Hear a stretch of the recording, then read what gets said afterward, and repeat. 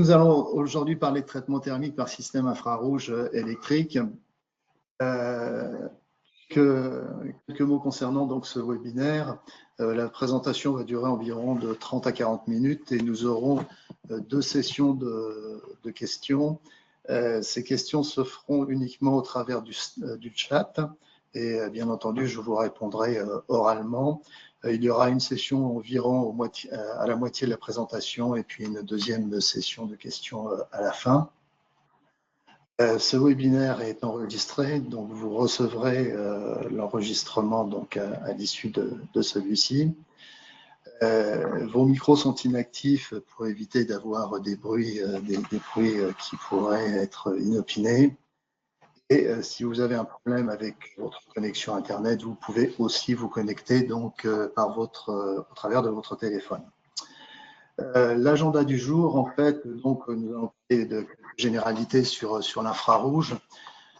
Nous parlerons ensuite de chauffage convectif très brièvement, et donc à l'issue de ces deux parties, nous aurons notre première partie de questions. Ensuite, je vous présenterai nos solutions infrarouges, comment définir une solution, et puis je vous donnerai aussi quelques exemples d'applications. Deux mots sur le groupe Excelitas. Donc, en fait, le groupe Excelitas est un groupe américain donc spécialisé dans la fourniture de solutions optiques. Nous sommes environ 7500 personnes et la typologie des produits que vous pouvez voir ici va des caméras à très haute vitesse. Donc, ce sont des caméras qui peuvent enregistrer jusqu'à 3000 images par seconde. Nous fabriquons aussi beaucoup de capteurs pour tout ce qui va être véhicules du futur, donc véhicules autonomes. Et puis là, je vous ai mis aussi quelques exemples de pyrodétecteurs, donc des capteurs qui vont être sensibles à la chaleur. En ce qui concerne Noble Light, auparavant, pour certains d'entre vous qui nous connaissaient déjà, nous faisions partie du groupe Eraeus. Et depuis le 1er janvier 2024, donc, nous avons été rachetés par la division Noble Light a été rachetée par Excelitas. Et donc, nous sommes une division à l'intérieur de laquelle nous fournissons des solutions industrielles, à la fois dans le domaine de l'ultraviolet et de l'infrarouge. Donc là, vous avez quelques exemples de produits. À gauche, vous avez un système de LED qui va permettre de faire de l'UV curing. Dans le domaine de l'UV, nous faisons aussi du traitement pour faire de la désinfection. Ici, vous avez des lampes flash. Donc, ce sont des lampes à très forte décharge d'énergie. Et puis ensuite, ce qui va nous concerner maintenant, ce sont les solutions infrarouges. Donc, la première source infrarouge que nous connaissons, en fait, c'est le soleil. Et donc, vous avez tous remarqué que lorsque l'on expose un corps au soleil, celui-ci va avoir tendance donc à monter en température. Alors, il va avoir tendance à monter en température parce qu'à la surface de ce corps, en fait, il va y avoir absorption de cette énergie. Et l'absorption de cette énergie va ensuite être transmise au travers du matériau en fonction de son épaisseur. En fonction du matériau qui va être soumis donc à ce rayonnement, vous avez bien entendu de l'absorption, vous pouvez avoir de la transmission et vous pouvez aussi avoir de la réflexion, donc en fonction de la nature de ces matériaux. Et donc, plus le matériau va absorber l'énergie et donc plus celui-ci montera en température. Un point à prendre en compte qui est important, c'est que tout objet en fait dont la température est supérieure à 0 Kelvin en fait est lui-même un émetteur infrarouge. Donc, ce qui veut dire qu'au fur et à mesure que le produit absorbera de l'énergie, il pourra aussi en réémettre. Et c'est ce qui va nous permettre d'atteindre le point d'équilibre de température, c'est-à-dire que lorsque la quantité d'énergie apportée sera équivalente à la quantité d'énergie réémise, vous aurez atteint la température limite donc, que nous pouvons obtenir donc, au travers de l'infrarouge. Alors, dans le domaine de l'infrarouge, en fait, nous avons différentes solutions qui sont constituées en fait d'émetteurs à partir de tubes quartz contenant en fait différentes technologies de filaments. Et en fonction de ces technologies de filaments, nous aurons des températures de fonctionnement de ces filaments qui vont être différentes.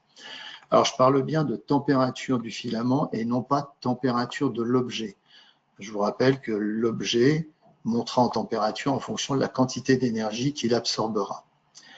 Pourquoi avons donc nous différentes températures de filaments? Vous pouvez voir ici qu'en fonction des températures de ces filaments en fonctionnement, on va avoir des spectres d'émission radiative qui vont être plus ou moins larges.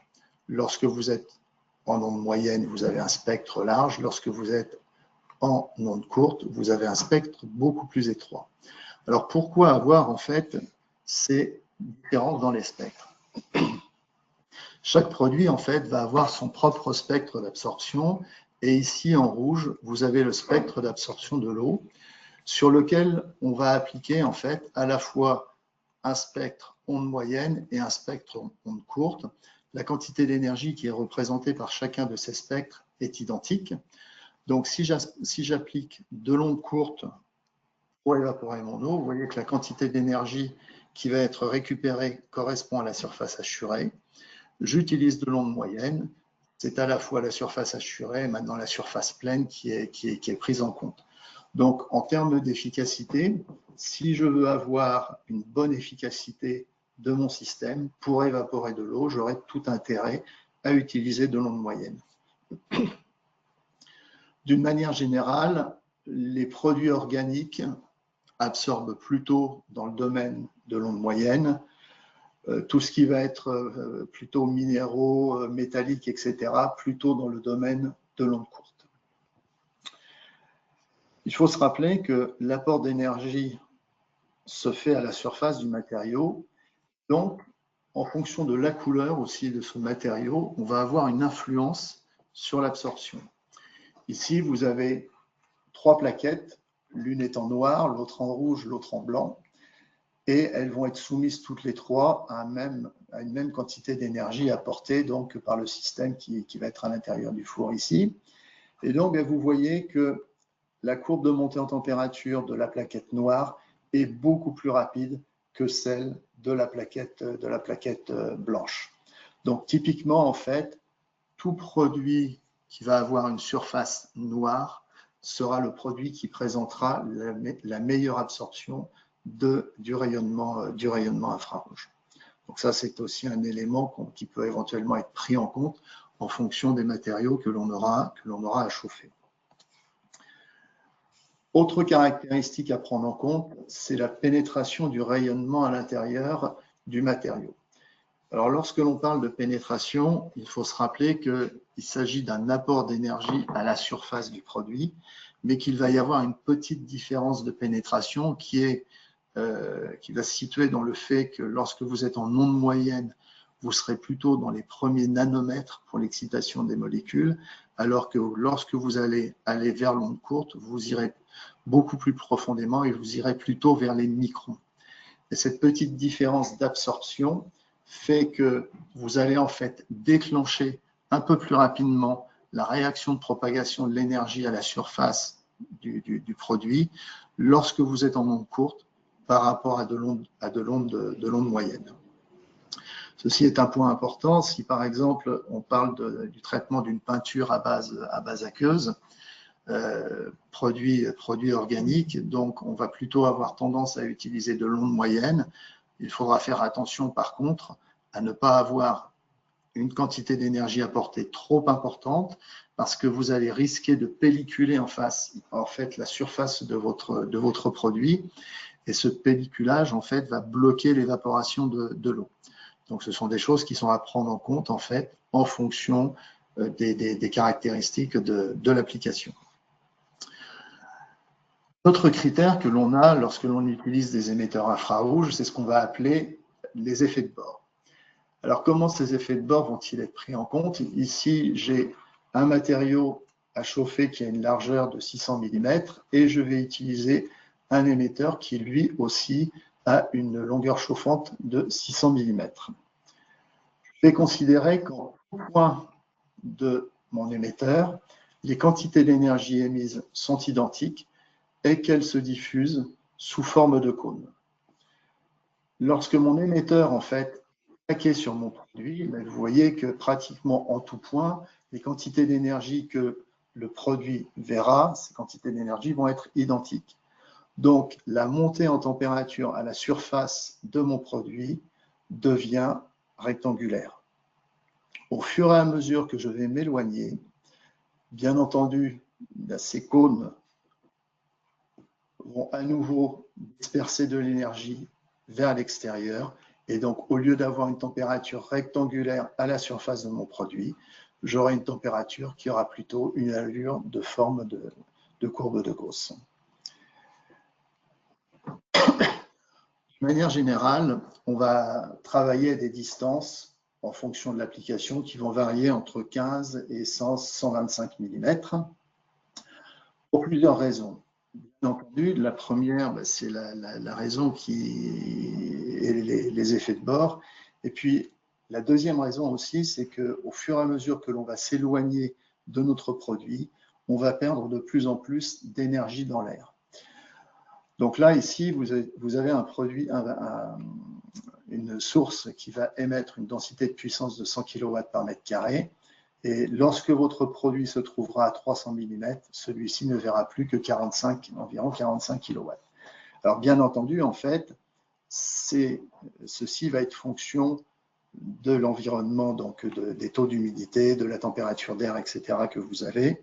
Et puis bien entendu, ce sera aussi fonction de l'absorption de votre produit en termes d'efficacité par la suite.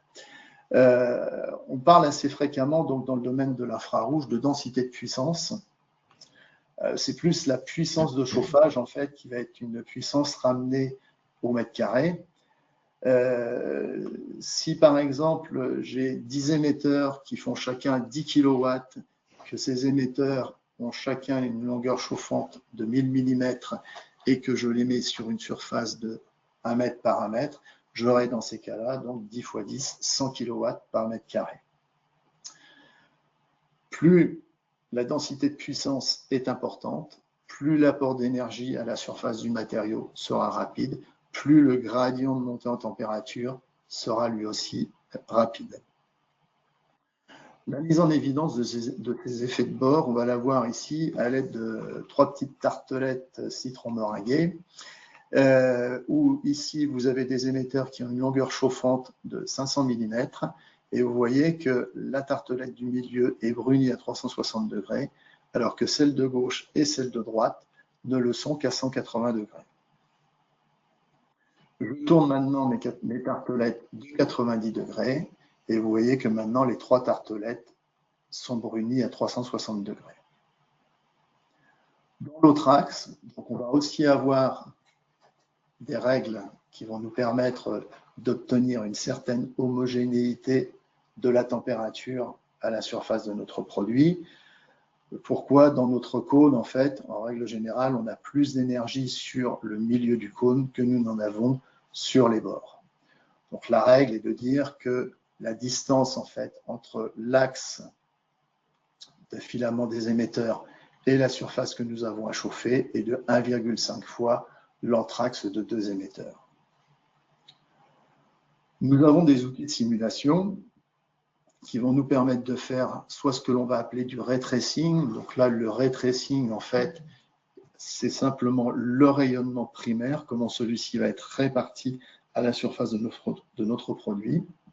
Et lorsque l'on veut aller un petit peu plus loin, donc carrément calculer les températures à la surface de notre produit, donc dans ces cas-là, on va passer par du CFD, où là, on tiendra à la fois compte de l'énergie primaire, de l'énergie secondaire, et puis de tous les phénomènes thermoconvectifs qui vont être liés aux problématiques de circulation d'air, donc dans nos modules de chauffage. Alors, qu'est-ce qui est facile de chauffer lorsque l'on utilise de l'infrarouge? Bien entendu, les formes planes, c'est quelque chose de très facile à chauffer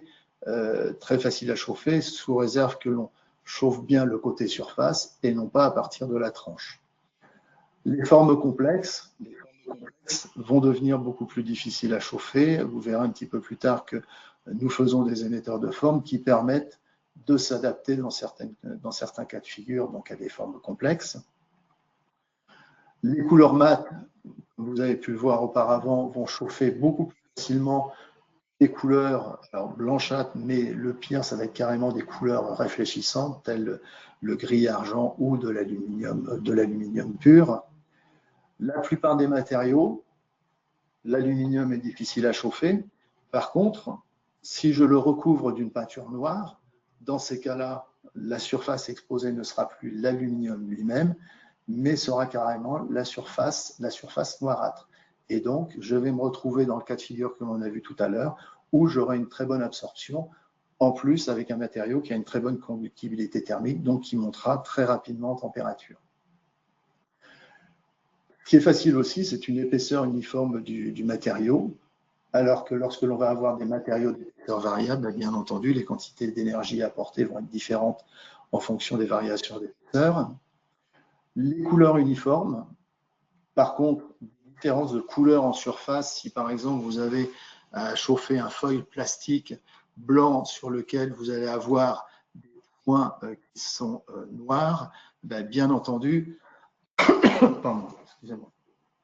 Bien entendu, le côté noir va chauffer très rapidement, alors que le côté blanc, lui, chauffera moins vite. Donc, vous risquez de complètement gondoler votre produit.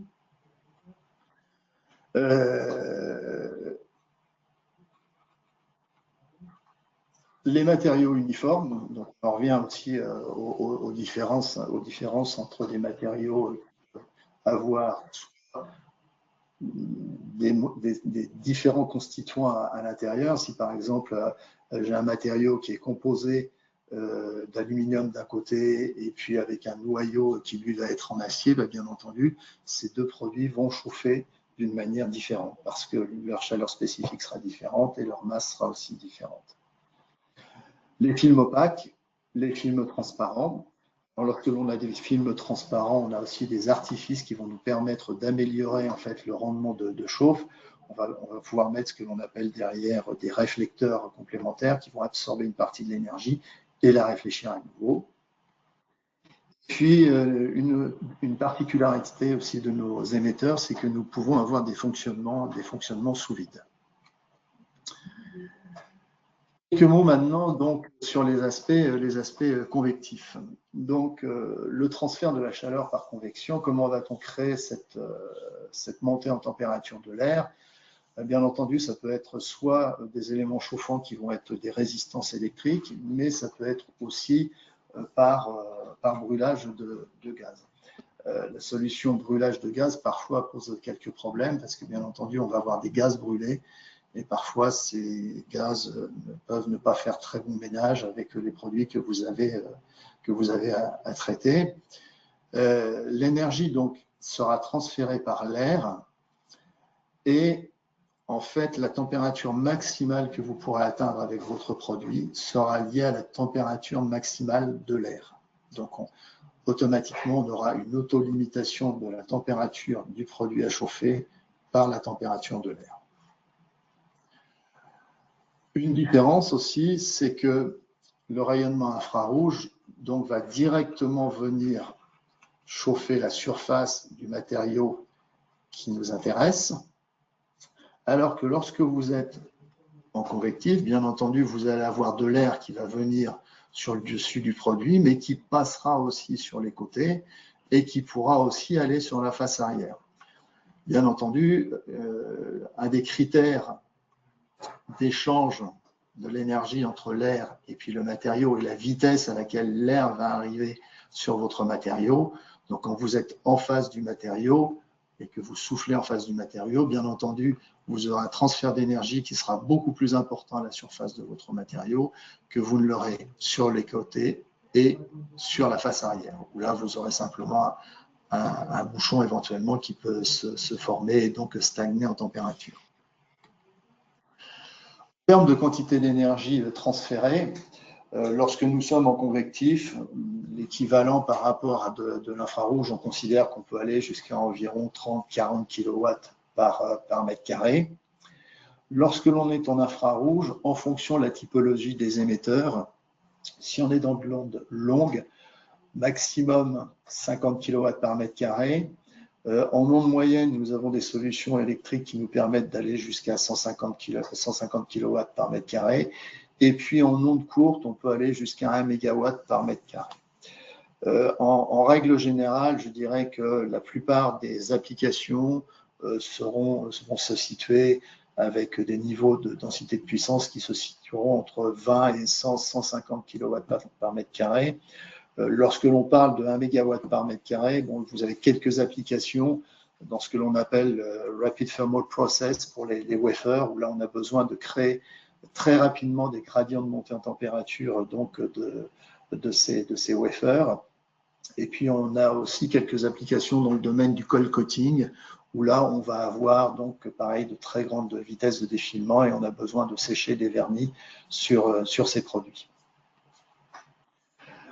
Pardon. Donc, si on regarde les avantages de l'infrarouge, bien entendu, on a une très grande efficacité concernant le transfert de l'énergie. Le gros avantage, c'est que du fait qu'on peut rapidement transférer cette énergie au produit que l'on a à chauffer, on va avoir des encombrements de four qui seront très nettement réduits par rapport à ce que l'on aura avec des chauffages convectifs. On peut facilement contrôler aussi la quantité d'énergie que l'on va apporter. Pourquoi? Parce que nos éléments étant des éléments résistifs, on pourra très facilement faire varier la puissance de ceci.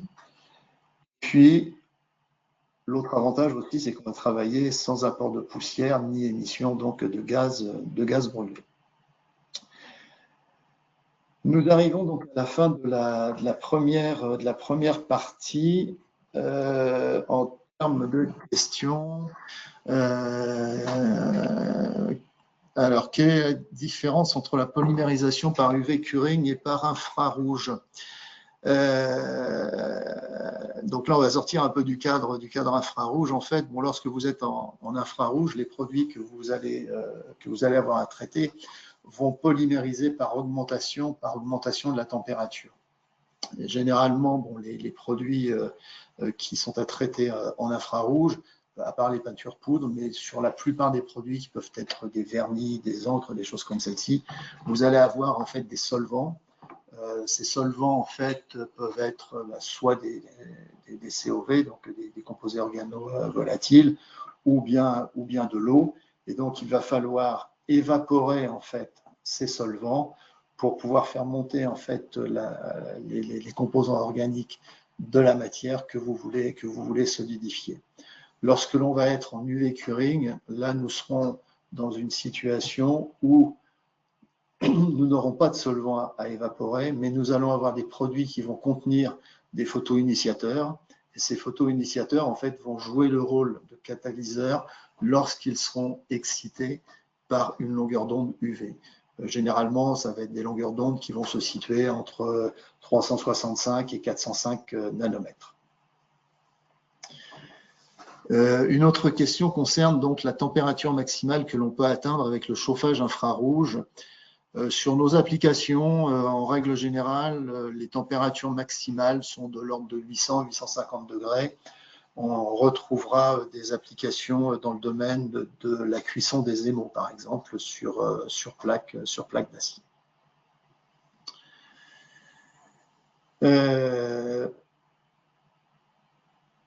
Là, j'avais deux questions.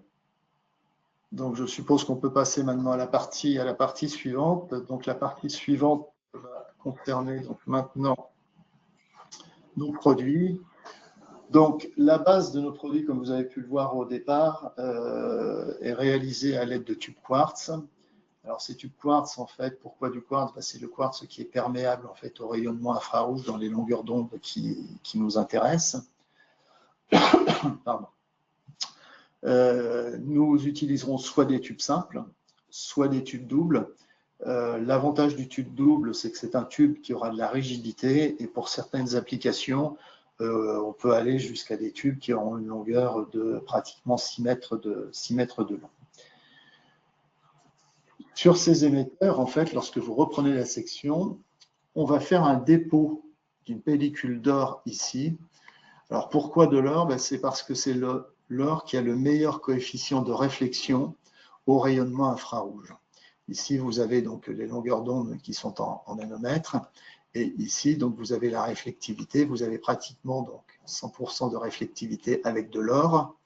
Et le but donc, de ce réflecteur va être de concentrer l'énergie qui, sans réflecteur, aurait cette forme et avec le réflecteur, va venir donc directement intéresser le produit à chauffer.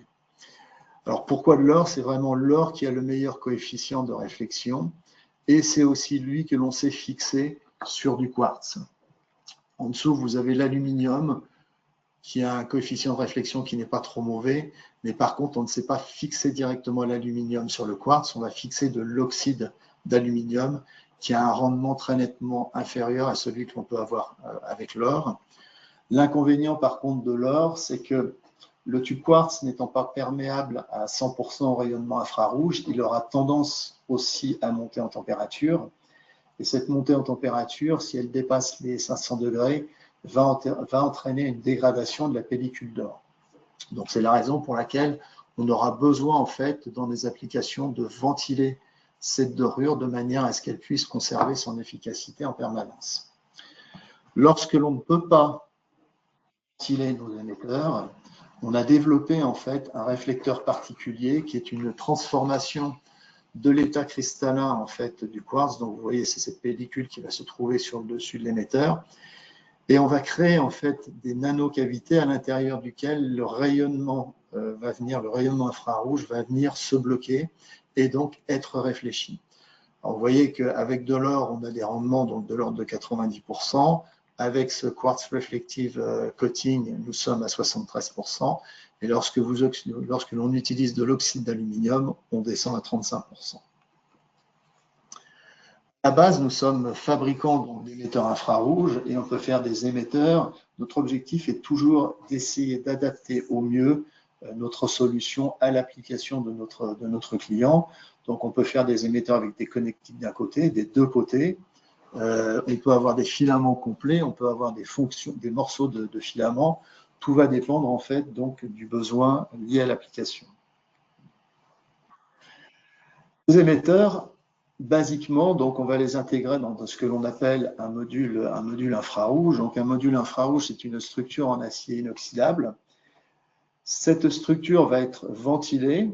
Alors la première raison de la ventilation, bien entendu, ici on va avoir une tôle intermédiaire qui va être perforée, c'est celle que vous pouvez voir ici. Et donc on va souffler de l'air à l'intérieur pour préserver nos dorures. L'avantage aussi de souffler de l'air au travers du module fait que le dessus du module, entre guillemets, sera frais. Donc on aura très peu en fait de dispersion d'énergie par le dessus du module. Et ensuite, cette tôle ici va avoir aussi un rôle de réflecteur secondaire. Pourquoi? Parce que bien entendu, une partie de l'énergie sera réfléchie. Et donc cette énergie réfléchie, on va la renvoyer à nouveau vers le produit. Ce jeu de ping-pong fait qu'entre un départ à froid et puis un module qui va être stabilisé thermiquement, vous pouvez avoir des améliorations de rendement qui, suivant les densités de puissance, suivant les distances que vous aurez entre le module et le produit, etc., des améliorations de l'ordre de 15 à 25%. Donc c'est quelque chose qui est non négligeable en termes d'efficacité de la solution. On peut installer donc nos modules à l'horizontale, à la verticale. On peut chauffer les produits d'un côté, on peut les chauffer des côtés. Et nous pouvons aussi disposer les émetteurs de différentes manières. Bien entendu, on peut travailler en dynamique, mais on peut aussi travailler par batch en statique. L'intérêt ici, par exemple, du fait que nous sommes bien entendu sur des éléments électriques, on peut allumer des émetteurs, en éteindre, etc., vraiment en fonction de ce que l'on veut faire. Nous fabriquons aussi quelques fours. Là, vous avez, à titre d'exemple, un four d'activation de primaire sur des vitrages automobiles. Ici, vous avez des plots sur lesquels donc, on va poser un vitrage et on va venir ensuite, une fois qu'on aura chauffé ce vitrage, on viendra appliquer un joint autour. Et le besoin de chauffer le vitrage est lié au fait qu'autour de ce vitrage, on aura posé un activateur qui a besoin d'être à 180 degrés pour que le joint colle correctement dessus. Là, vous avez une autre application d'un four circulaire. Donc, vous voyez, on ne fait pas simplement des fours plans, on fait aussi des fours circulaires. Ça, c'est un four à l'intérieur duquel on fera tourner un tube. C'est un tube pétrolier qui tournera en avançant Et le but du jeu, c'est de faire des dépôts de polypropylène qui vont permettre de faire de l'isolation thermique. Ces dépôts peuvent aller jusqu'à 10 cm d'épaisseur et on va faire ça par couches successives de mousse de polypro d'environ 1 cm. Et donc, le but du jeu sera, avant l'application de la couche suivante, de refondre la surface de manière à avoir une bonne adhérence de la couche suivante. Du fait que l'on va refondre, en fait, ici, bien entendu, le bas du four sera ouvert de manière à éviter en fait des risques d'incendie qui pourraient être liés à des chutes de polypropylène.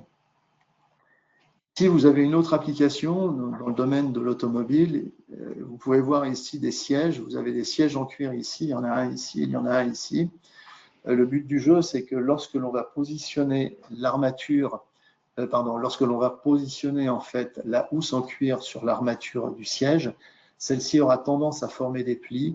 Et donc, pour faire une relaxation de contrainte, on va venir chauffer avec de l'infrarouge donc la surface de notre cuir. Et donc, ça va nous permettre de le détendre et donc de supprimer en fait les plis qui seront formés.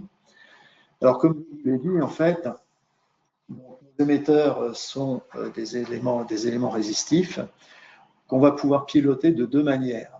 Soit en mode manuel. En mode manuel, ça veut dire qu'on va afficher un pourcentage de puissance.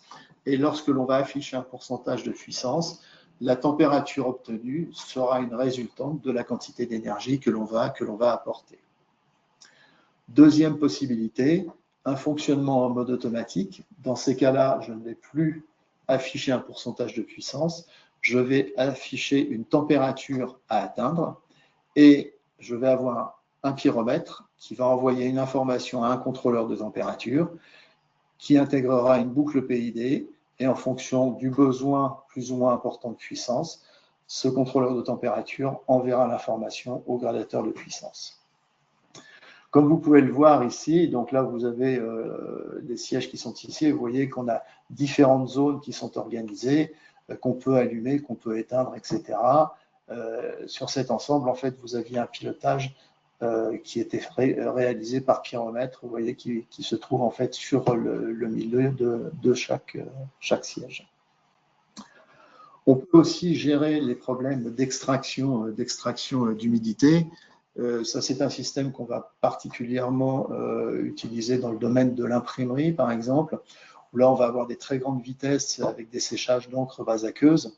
Donc, bien entendu, qui dit encre base aqueuse va dire gestion de l'humidité. Donc, on va faire des extracteurs d'humidité qui seront là pour enlever l'air chargé en humidité. Et pour ce genre d'application, on viendra aussi injecter de l'air à grande vitesse qui va créer en fait un mouvement tourbillonnant à l'intérieur qui favorisera aussi l'extraction de l'humidité. Et pour ces applications dans le domaine de l'imprimerie, on a créé un concept particulier qu'on appelle l'infrabraille et qui fait que pour chaque émetteur, on apportera de l'air frais et tout de suite, on rééjectera l'air chargé en humidité, ce qui nous permet vraiment d'avoir une optimisation en fait du séchage. Dans un process, bien entendu, du fait que nous sommes très flexibles en termes de régulation, et on peut avoir des zones de préchauffage, des zones de maintien. On peut bien entendu régler la puissance de chacune de ces zones pour avoir des gradients de montée en température qui peuvent varier, des maintiens en température, des reprises de gradients, etc. Et comme on l'a vu tout à l'heure, donc les gradients de montée en température par rapport à de l'air chaud sont beaucoup plus importants. Ce qui fait que dans certaines applications liées à des fours air chauds, bien entendu, lorsque vous avez des pièces qui sont assez massives à chauffer, vous allez avoir toute une partie de votre four qui va être utilisée pour faire monter la pièce en température. Et puis généralement, on va avoir une continuation, ça c'est quelque chose qu'on rencontre assez fréquemment sur les peintures poudre, où on va avoir une continuité de cuisson pendant un certain temps donné. Si on veut rapidement monter en température notre pièce, dans ces cas-là, ce que l'on peut faire, c'est mettre à l'entrée du four air chaud un booster.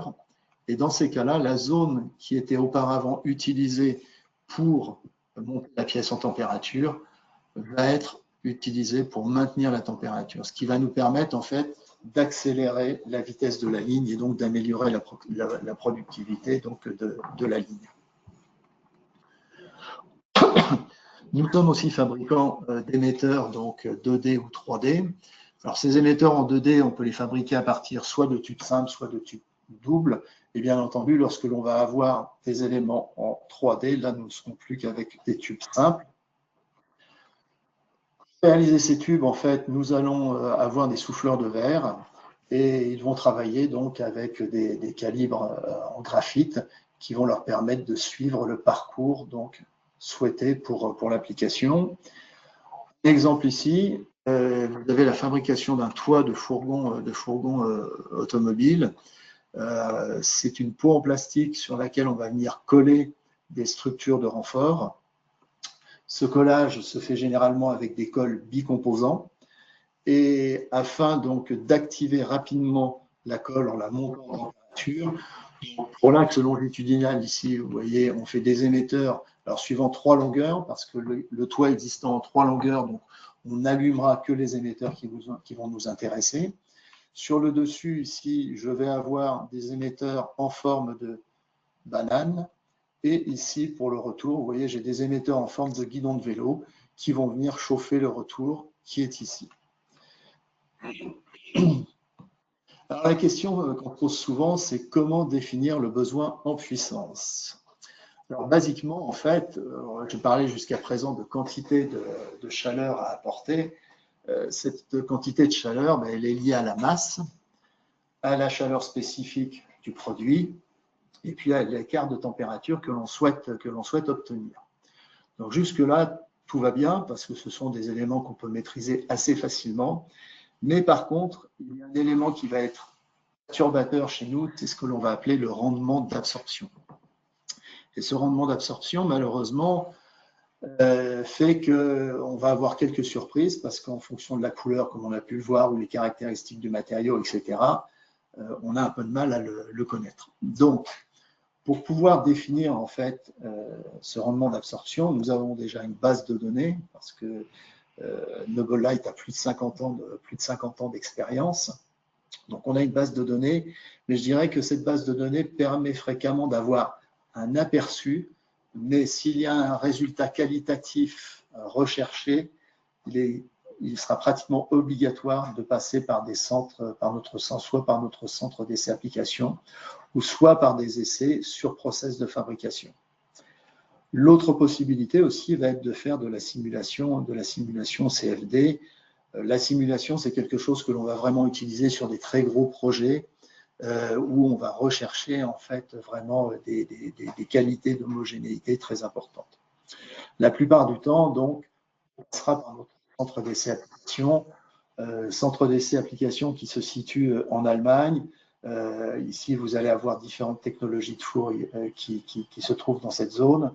Et puis là, on a carrément un ensemble aussi avec un four air chaud, un système de boostage infrarouge avec une chaîne convoyeur qui nous permet de faire tout un tas d'essais en termes de cuisson de peinture, soit des peintures donc humides, soit des peintures poudre.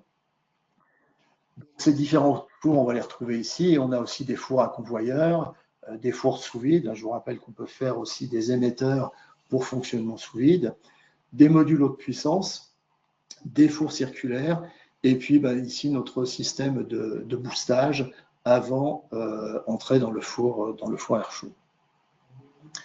Nous disposons aussi de petits matériels d'essai. Alors ces petits matériels d'essai sont des matériels d'une puissance de 3,5 kW qui peuvent être branchés sur une prise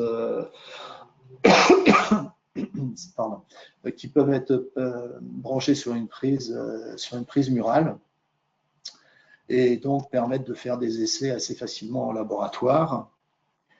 Nous avons après des matériels de taille plus conséquente qui permettent là de faire carrément des essais sur ligne de fabrication.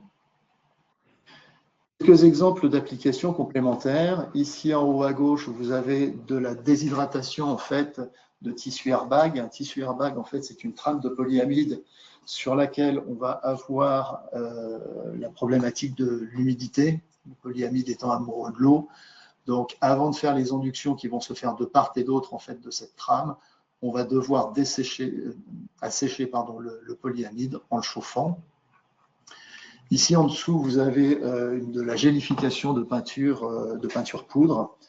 Donc là, on va booster avant de rentrer dans un four de cuisson air chaud. Application de fibres carbone. Donc là, on va être sur ce que l'on appelle des pré-preg.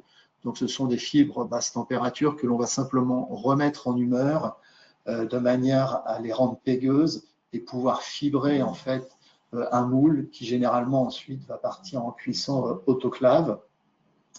Alors en règle générale, on drape le moule et on part directement en autoclave, sauf pour quelques applications particulières où là vous avez la pièce que vous voyez en noir, c'est la poutre de structure d'aile de l'A350.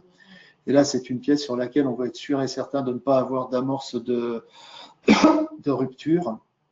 Donc pour ce faire, on va passer par une phase de dégazage où on va envelopper la pièce d'une bâche plastique, on va tirer le vide et on va chauffer à 85 degrés, plus ou moins 2 degrés sur tout l'ensemble de la pièce pendant 8 heures.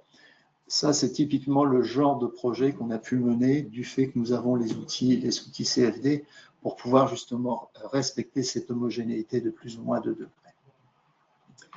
Ici, une application de thermoformage. Donc, on part d'un flanc de matériau plat, on le chauffe et ensuite on va le mettre dans un moule pour le mettre en forme. Une machine de flexographie. La flexographie, ce sont des aplats de couleurs successifs. Et donc, chaque aplat de couleur va devoir être séché. Ça, c'est une machine sur laquelle vous avez 10 postes d'application. Ça roule à 300 mètres minutes sur 2,50 mètres de large et on a 1,2 MW d'installé. Une application de préchauffage de verre. Ici, en fait, vous êtes dans ce que l'on va appeler donc de la fabrication de verre feuilleté. Un verre feuilleté, ce sont 2 plaques de verre qui vont venir prendre en sandwich un film de PVB. Et donc, on va chauffer cet ensemble avant de le calendrer de manière à complètement dégueuler et dégazer donc, le film de PVB. On peut faire du soudage de pièces plastiques. Alors, ça ne marche pas sur tous les plastiques. On doit s'assurer en fait que le plastique sera compatible pour faire une soudure. Donc, vous voyez ici, on va chauffer un côté, chauffer l'autre côté, on efface l'ensemble et par pression, on va pouvoir venir souder. Là, vous avez du marquage de laine de roche. La laine de roche, en fait, on va vouloir faire des carreaux de 100 par 100 sur le dessus pour faciliter la découpe. Donc ici, on aura un rouleau avec des ailettes. Ce rouleau, en fait, va venir brûler la surface du produit en étant chauffé à 600 degrés.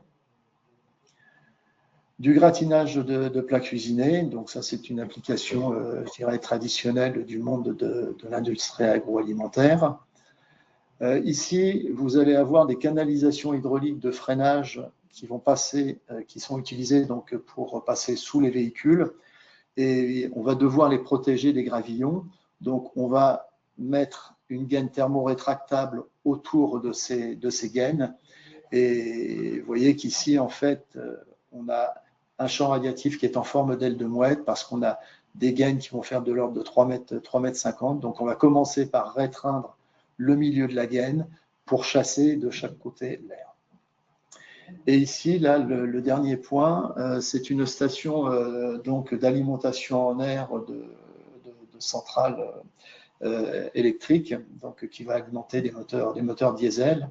Et pour éviter en fait le givrage des systèmes de filtration d'air, on va chauffer en fait, donc on va apporter de l'énergie à la fois en chauffant l'air et aussi en chauffant le filtre lui-même.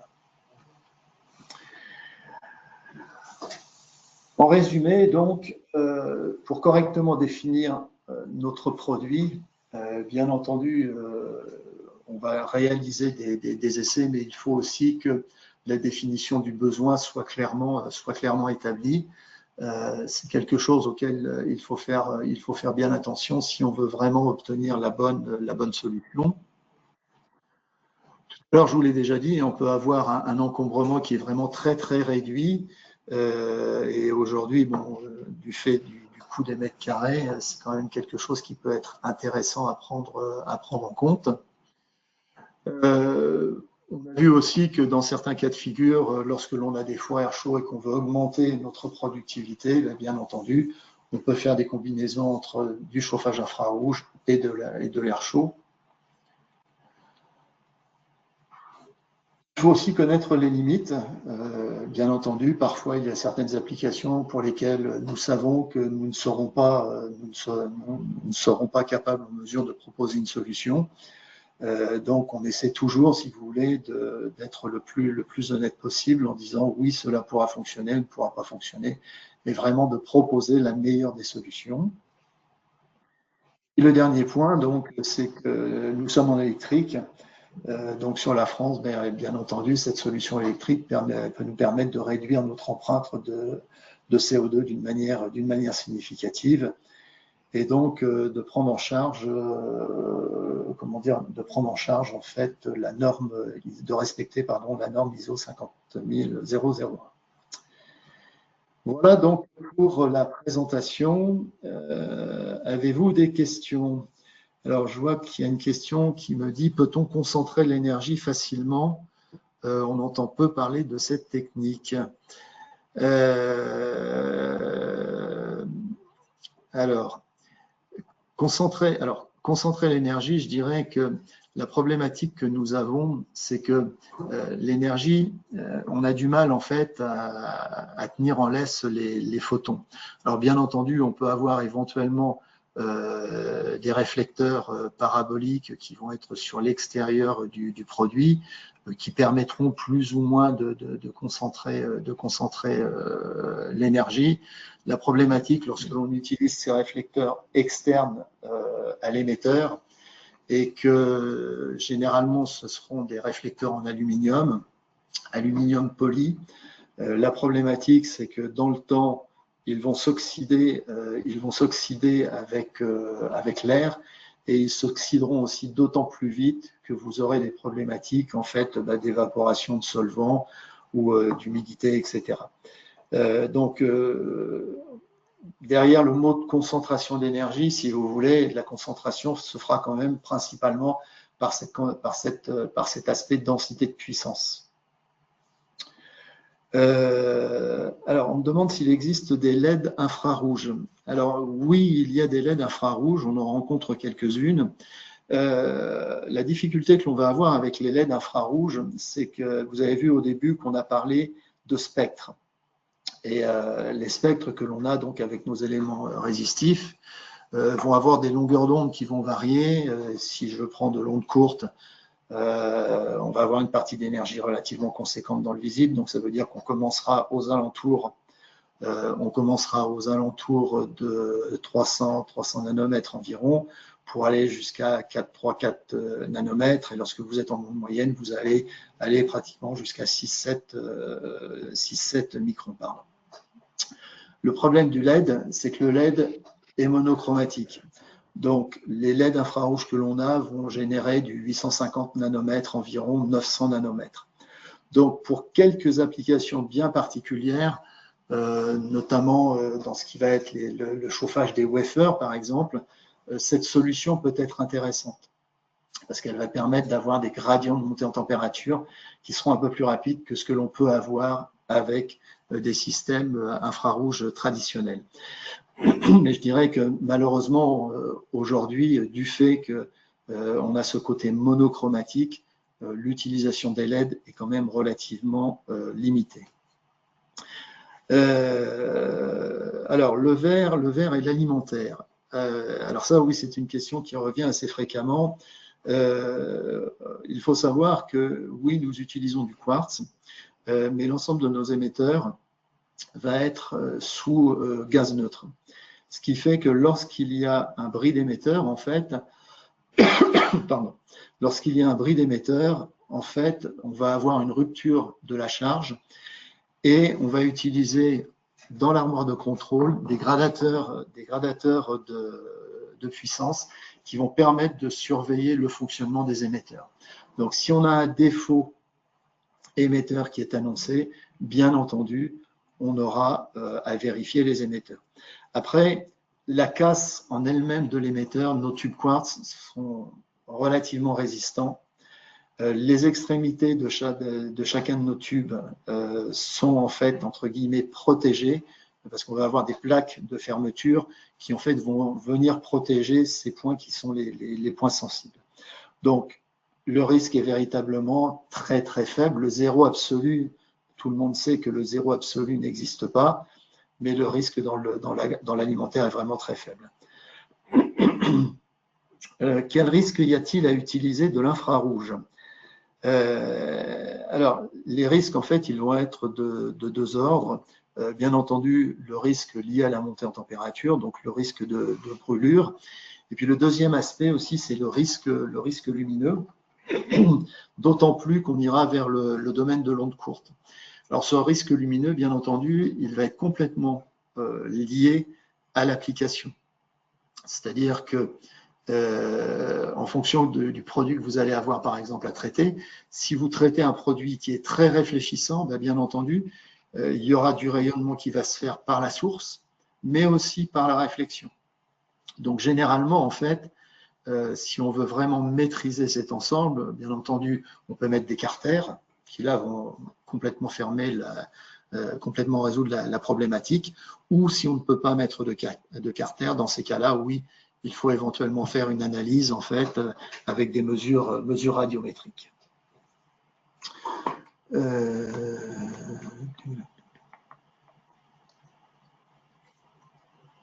Apparemment, je n'ai pas d'autres questions. Y aurait-il d'autres questions encore avant que nous arrêtions?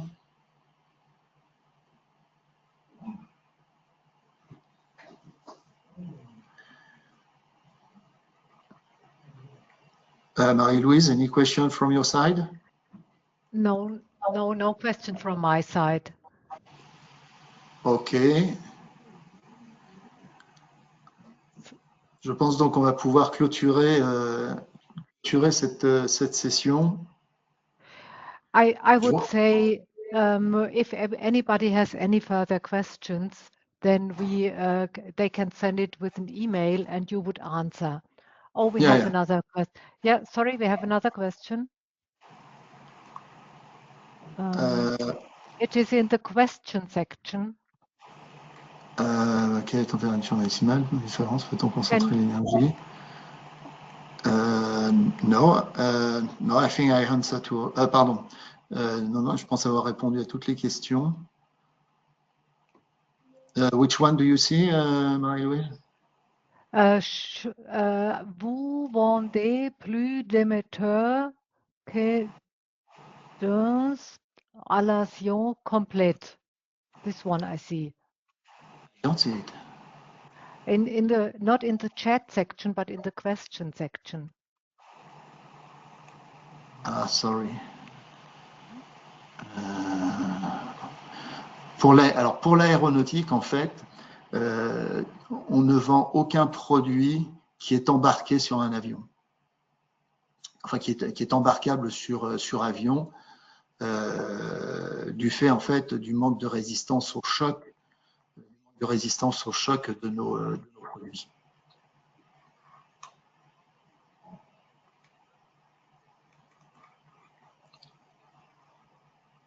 Is there any other question, Marie-Louise? I don't see it. Did you find the question section, Didier? No, besides the chat section? Yeah, I have it. Yeah. Yeah.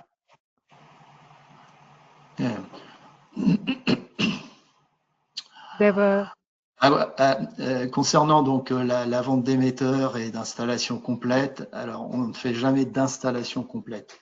On fait des parties de système. Et bien entendu, oui, on vend plus d'émetteurs que de fours complets. Verre et alimentaire, j'ai déjà répondu. Pareil, peut-on concentrer de l'énergie? J'ai aussi déjà répondu.